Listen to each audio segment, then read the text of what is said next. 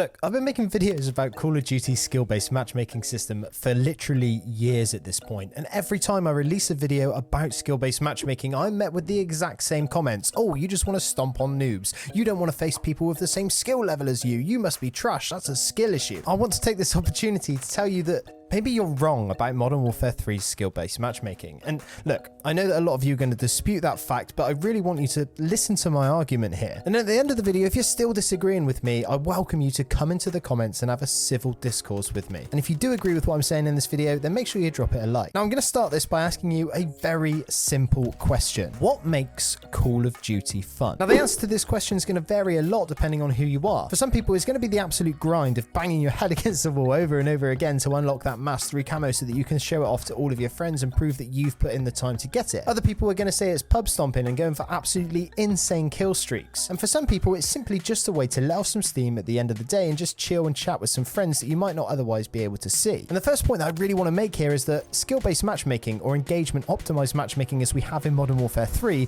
really hampers the ability to do any of these things. It doesn't matter what level skill you are. It doesn't matter if you're in the lowest skill bracket, if you're in the highest skill bracket. I'm going to put it to you that objectively, this matchmaking system is worse than what we had before. And for literally all of those things that I've just mentioned, it objectively makes your experience less enjoyable. For example, let's start with the first one. If you're a camo grinder, if your main goal is to go through the camouflages and unlock every single camo for every single gun, well, this is made infinitely much worse by skill-based matchmaking because of the fact that if you're a good player, you're going to be put against a whole team of the sweatiest and sweatiest players. Now, in Call of Duty's Evolved, the skill-based matchmaking was there. Let's not pretend for a second that we played Call of Duty with no skill-based matchmaking at all. What I'm trying to say is that is a different system to what we have now. What we have now is so egregious, so manipulative, and so damn right shady that it is not being implemented in the way that what traditional skill-based matchmaking would have. And because of this, it means that if you're going for camo challenges, you're at a massive disadvantage because A, if you're a decent player, everyone is going to be using the meta weapons, and B, if you're not a good player, when you do eventually unlock those camouflages, there's not really anyone to show it off to because everyone is in the same position as you at a lower skill level. Now, next we have the pub stompers, the people who have developed the skills in Call of Duty to be able to go on kill streaks, long kill streaks, and get absolutely insane gameplays. Now, let's just think for a second. This whole game, the whole gameplay loop of Call of Duty is centered around kill streaks, going on long streaks of either capturing objectives and getting kills, or simply just getting kills without dying. Now, it used to be that you knew you were getting better at Call of Duty because you were able to see your highest kill streak go up and up and up. You'd be able to see how many times you'd be able to get a pave-low in an evening. You'd be able to see tangible progression because of how long you were able to go without dying. And now, because of the matchmaking system we have, it is literally focused on bringing us all down to a 1 KD. For every kill we get, we must then bring back the balance by getting a death. Now look, I can already see it in the comments now. A lot of you are going to say, like, I never pub stomped and I still enjoyed Call of Duty. And that's fine. Maybe you enjoyed it for one of the other reasons. However, a large subsect of the community enjoyed Call of Duty for this exact reason. That's why people like Swag, people like Korean Savage have got absolutely millions and millions of subscribers, because not only do people like doing it, but they enjoy watching it, because for a lot of people, that was what Call of Duty was about. And now we're at a really strange point in Call of Duty, because if, say, in Black Ops 2, you were like a 0.6, a 0.7 KD player, well, now you're actually enjoying the game a little bit more because you think you're getting better because you're actually a 1 KD player now, which is bloody brilliant. That's a 0.3 KD increase, which is nothing to be sniffed at, apart from the fact that you've only got that increase because you're being put against other people who are of a similar skill level to you. Regardless of whether you believe you're getting better or not, the simple truth of the matter is you're really not. And it's the same the other way around. If you used to be like a 2.5, a 3 KD player,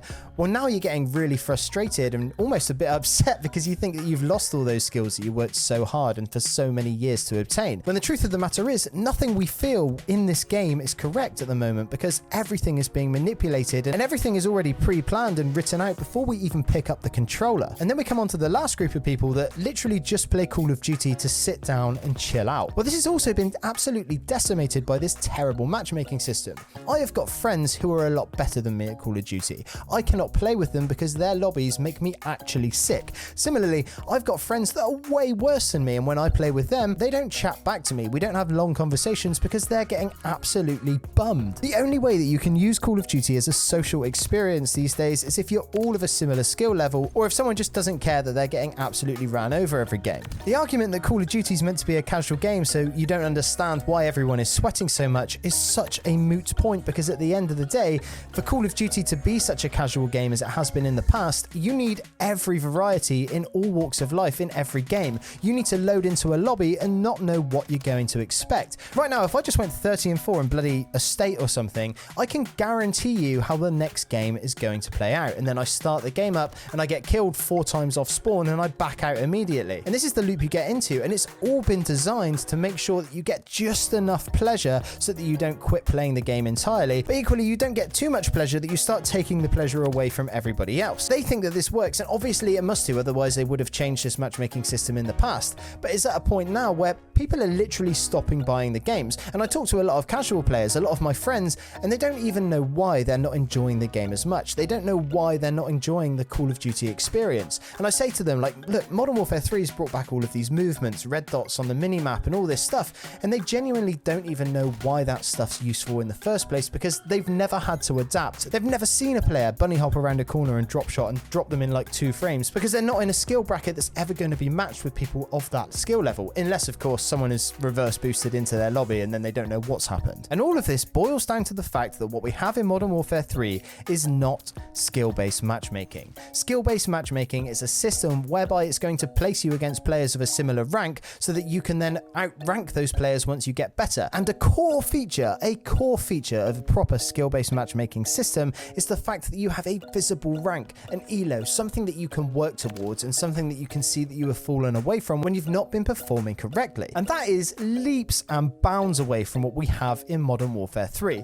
When people say this is an engagement optimized matchmaking system, a lot of people just brush that aside as another buzzword. But at the end of the day, this is what you actually have to dissect if you want to understand the predicament we are in. Listen to it again: engagement optimized matchmaking. Engagement optimized. This means that there is an algorithm at play here that is cherry picking games for you, choosing when you can win, choosing when you can pop off, choosing when other players can win against you, choosing when other players can have a good game, when you can have a good game. Nothing in Call of Duty at the moment is organic, which absolutely sucks, because realistically, Modern Warfare 3 has got so many wicked features that would play so well if we just had a normal matchmaking system. I know that a lot of people will disagree with the fact that skill-based matchmaking is a net negative thing for Call of Duty. And obviously, because of the misconstruction about what skill-based matchmaking actually is, we get lumped with this umbrella term that we just want to ruin the day of casual players.